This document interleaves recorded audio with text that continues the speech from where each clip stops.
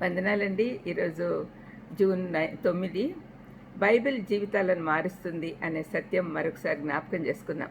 మీరందరూ నాతో ఏకీభవిస్తారని నమ్ముతూ దేవునికి స్తోత్రం చెల్లిస్తున్నా. గలతీయులకు 1:23-24 మునుపు మనలను హింసపెట్టినవాడు తన పూర్వమందు పాడు చేయుచూ వచ్చిన మతమును ప్రకటించుచున్నాడనే సంగతి మాత్రమే విని వారు నన్ను బట్టి దేవుణ్ణి మహింపరచురి. పౌలు క్రీస్తు దర్శనం పొందాక అతనిలో వచ్చిన మార్పు గమనించి అర్థం చేసుకుంటే అతనిలో వచ్చిన మార్పు చుట్టుపక్కల వారందరూ గుర్తించారు. వారికి ఇంతకుముందు విశ్వాసులను హింసించిన వాడు తెలుసు. అతను ఇప్పుడు ఏ విశ్వాసాన్ని అయితే నాశనం చేయాలనుకున్నాడో దాన్నే ప్రకటిస్తున్నాడు.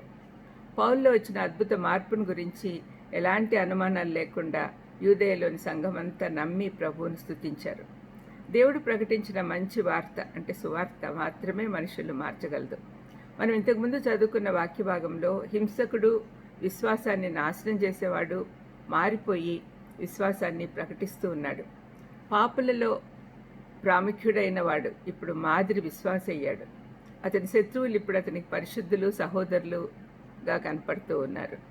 1 కొరింథీ 1:23-24 అయితే మేము సిలువ వేయబడిన క్రీస్తును ప్రకటించుచున్నాము.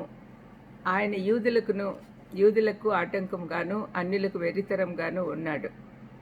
కానీ యూదులకేమి గ్రీసు దేశస్థులకేమి పిలువబడిన వారికే క్రీస్తు దేవుని శక్తియు దేవుని జ్ఞానంనై ఉన్నాడు అని పౌలు అన్నాడు.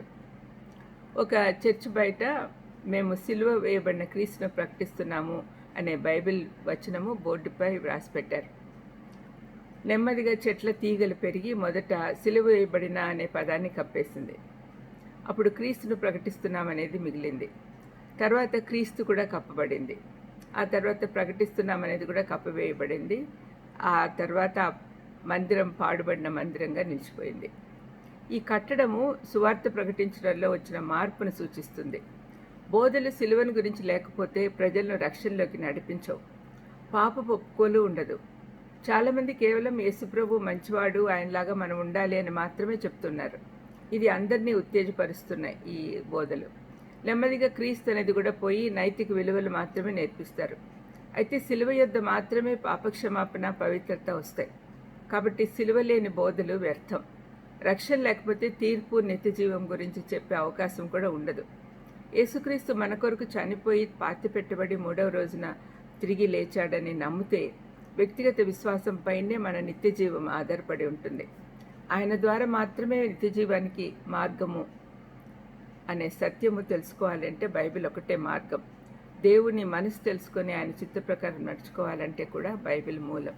కాబట్టి బైబిల్ అన్నిటికీ తప్పనిసరిగా మన జీవితాలు మారుస్తుందని మనం నమ్మాలి. ప్రార్థన చేసుకుందాం. దయమైడ యేసునాయన స్తోత్రం ప్రభా.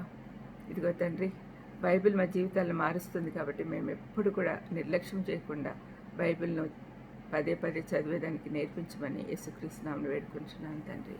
ఆమేన్. God bless you.